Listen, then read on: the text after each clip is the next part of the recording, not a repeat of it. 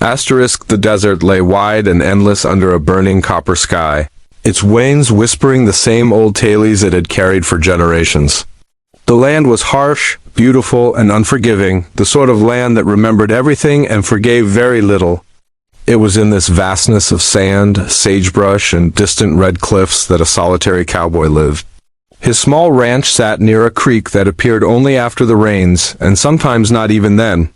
He was known simply as Mason, not famous, not feared, not celebrated, just a quiet man whose heart had more space than his lonely house. Mason spent his days tending to cattle, mending fences, and speaking more to the land than to people. The world had carved him into a patient man, maybe even a gentle one. Though his life was steady, something within him carried the heaviness of a person waiting for something he could not name. Far from Mason's ranch lay a village built of ancient beliefs and strict customs. In this village lived two sisters, Naira and Tala. Both were graceful, strong-willed, and bound to each other by more than blood.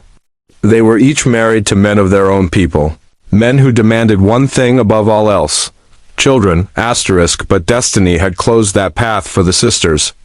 Though they tried and prayed, though healers offered herbs and rituals, the blessing of motherhood never came. In their village, a woman who could not bear children was not simply pitied. She was condemned. Their people believed the earth was generous only when its daughters were fertile, and anyone different was considered cursed. Rumors grew like wildfire, and fear spread even faster. Soon, blame turned cruel. The sisters were accused of bringing misfortune, of angering ancient spirits. The elders declared they must face punishment, not to harm them, but to restore balance in the eyes of their people. The word hanging was whispered like a shadow, but the moment of punishment never arrived. When the time came, the skies darkened with a sudden storm far fiercer than anything the villagers had seen in seasons. Winds roared like wild beasts, sand rose high enough to swallow the horizon, and lightning cracked across the desert as though splitting the world in two. Terrified, the villagers fled. In the chaos, no one tightened any rope or issued any final command. The storm scattered them like dry leaves. Naira and Tala, bound and trembling, felt the ropes loosen on their own as if guided by fate itself. They ran without looking back. The storm became their shield, their escape, their miracle. They wandered into the desert, hungry, weak, and frightened. Days blurred into nights. The sun pressed down on them mercilessly, and the cold bit into their bones when darkness came. Their lips cracked, their strength weakened, and their hope dimmed. Eventually, their bodies could go no farther. They collapsed in the dust, convinced their journey was ending right there beneath the empty sky. But destiny was not finished with them yet. A faint rhythm approached, the steady clop of hooves across hard soil. Mason was returning from a long ride toward the trading town, and at first he thought the shapes on the ground were shadows. But when he drew closer and saw two women lying still as stone, his breath caught in his throat. He slid off his horse in a heartbeat and knelt beside them. Their skin was hot with fever, their faces streaked with dust. They were breathing barely. Mason did not ask who they were or where they had come from. He simply carried them onto his horse, wrapped them in his own coat, and started toward home as quickly as he could. The sisters drifted in and out of consciousness. Sometimes they heard the wind. Sometimes they heard Mason's voice, low and reassuring. When they finally awoke inside his cabin, warm blankets wrapped around them.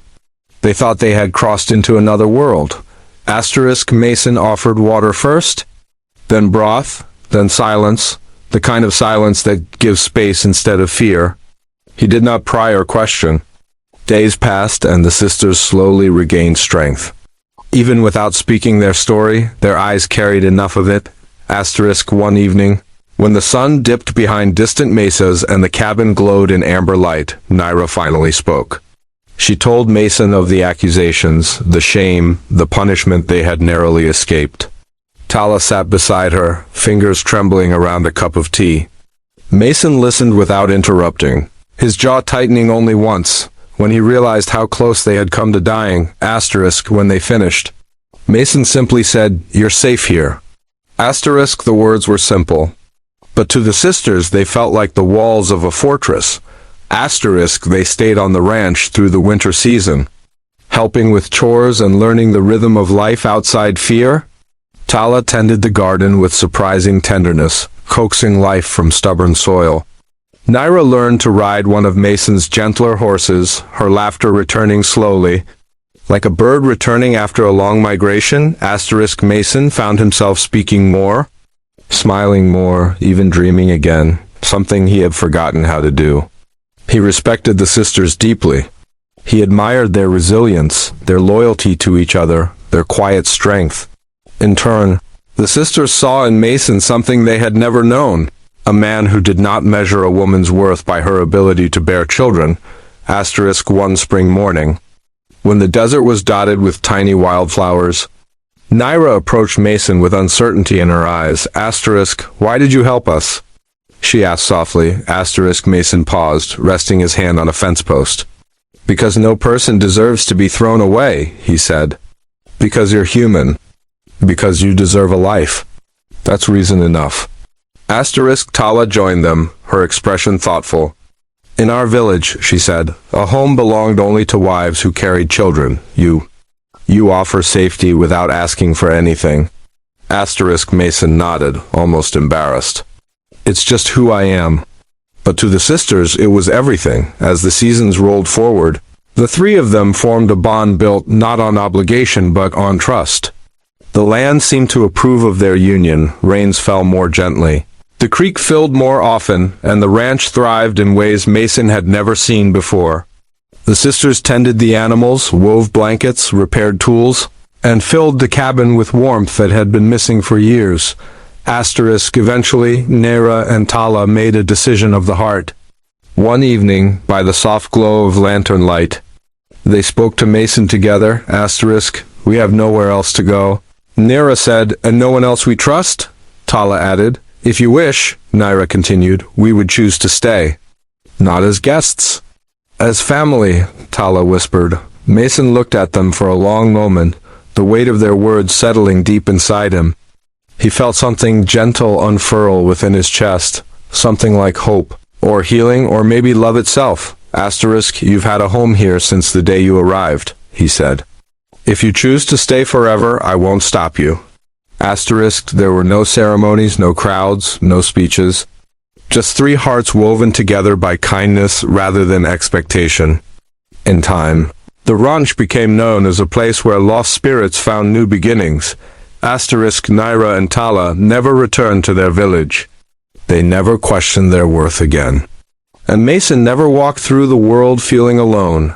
Asterisk, in the wide, wild desert of the American Southwest, a lonely cowboy and two brave sisters built something stronger than blood, deeper than tradition, and far more enduring than fear, a family born not from fate, but from compassion. Asterisk, and the desert, with all its ancient memories, whispered a new story across the sands. Asterisk, that sometimes the people the world casts aside become the ones who build the gentlest home.